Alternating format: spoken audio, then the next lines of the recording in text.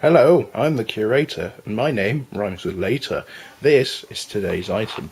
This is a set of pieces from the original 1930, just created brand new then version of the game Sorry. It's a bit shiny. Let me just zoom in here so you can get a good look at the box.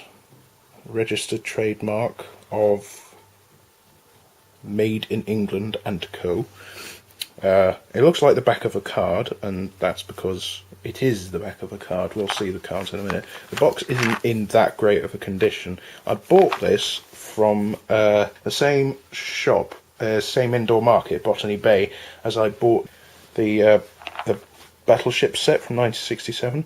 I think it was the same price as well, £5, so £10 on old games. That was a good day. I did buy them on the same day. And I think it would have been more expensive because of its age and its sort of originalness if the box was in a better condition, and if it had a board, because it doesn't have a board, but that's not a big problem. I think I've seen a board on eBay, but I think it's from the 1960 version. I think for a full set of this 1930, I think it was 1928 to 1930, I can't remember when exactly. I can't remember who it was made by. I haven't got my notes up today because of reasons. I think I saw a full set with board and at like a really nice quality box for about £30 on eBay, so I don't know if that's still there. You might want to check. This is the book. This is a bit of unintentional comedy genius. We'll get back to this. Now these are the cards. I mentioned this in the draft of the video that I'm going to do for my Waddington's Rondo circular playing cards. That'll be in a few videos time. I got to re-record it because one I recorded wasn't very good. Because they're old, they've sort of gotten really... the friction on them's gone a bit weird, so it makes it difficult to sort of shuffle, like as I'm... see, I'm trying to make it go, and it's sort of going in sort of lots instead of one card at a time. But they feel really nice, and for being 80 years old, they're in really good condition. This is a Sorry card, again, like I said. Yeah. This is the Sorry card itself. I think the role in the game of Sorry is if you get this card, it's basically Ludo, but instead of dice you use cards, and you use the number cards to move the amount of spaces. I think there's 1, 2, 3, 4, 6, 8 and 12. Oh, there's a 10. My life is a lie. And you use these cards to move. But if you come across this one, I think it's like you get to like swap your piece with somebody else's piece who's like further on the board. You get to go, oh, you're like closer to my base than I am. I'm going to switch with this one. I'm going to send that piece from an opposing player back to base. So, yeah, sorry, yeah, you're going to be sorry. Yeah, you. You know who I'm talking to, Mr. You. These are the pieces, fairly sort of average pieces. I've only got 3 of each. There should be 4 of each, that doesn't matter. The colours are purple, green, blue and yellow. They're, I should say, atypical colours. When I saw them in a different light, they looked like blue, blue, blue and orange. So, at least it's better than that. I did play this with my sister. And before I start with the book, which is going to be fiddly with the gloves, but before I start with the book, it's fun in the type of way that it sort of incites conversation, if that makes sense. You have to talk through it. It's a very good talk. I'm just flattening it out, flattening out the cover to make it look all nice. You have to talk through it because that makes it sort of more fun to converse whilst playing it. So yeah, bear that in mind if you do find. So you can make your own set. You can print it out. Oh, that reminds me. At the behest, well, not the behest, but sort of the recommendation of a couple of friends who I showed the Battleships pieces video, I'm going to do an addendum video to show you good ways to make your own sort of paper battleships, which will sort of umbrella apply to all sort of paper versions of games. But carrying on, this is the rule book. Now, because it was made in England in 1930, the sensibilities were different. Rules and hints for playing the new card game. Sorry. Play it and be glad. It's an imperative. It's a good advertising technique. But yeah, play it and be glad.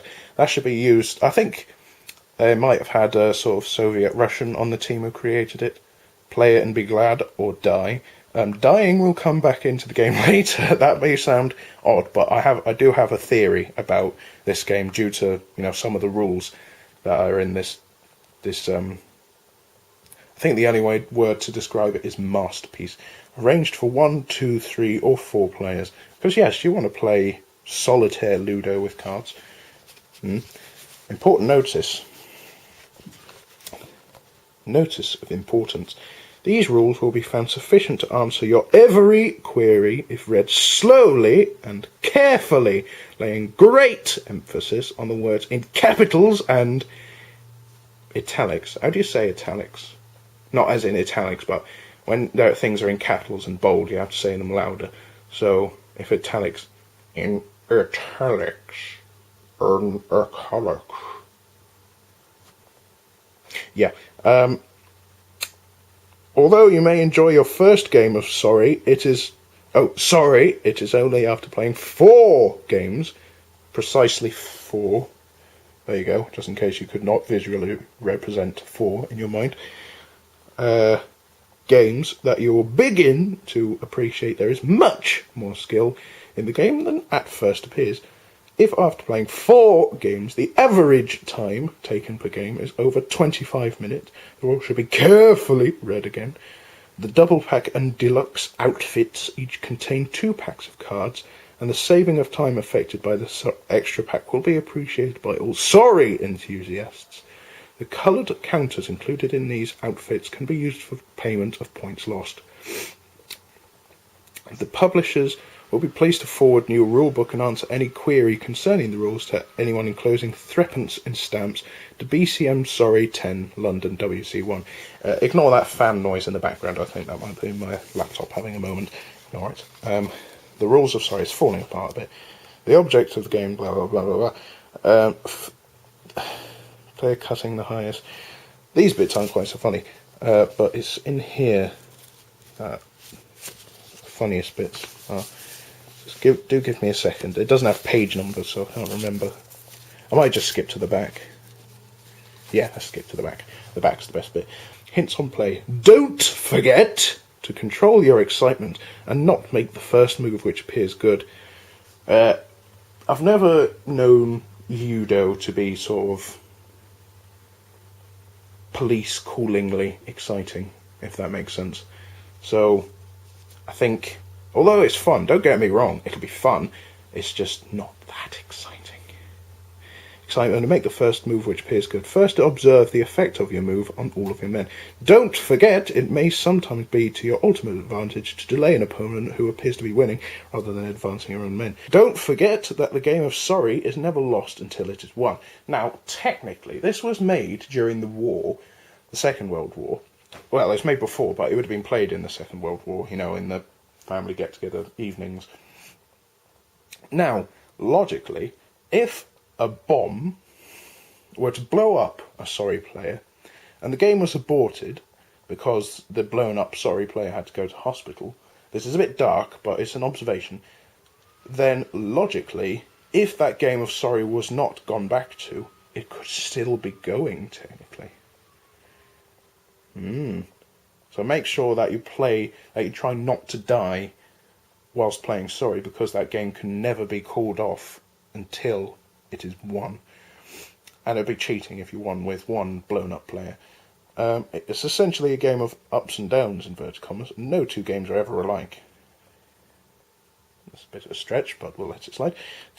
Don't forget to invite your friends to bring their games along for a Sorry drive, and you'll be certain of having a very enjoyable time. Right. Is it worth getting? Certainly, just because of this. This 1930 version of Sorry is hilarious because of this. I don't know if you find it funny, but I do.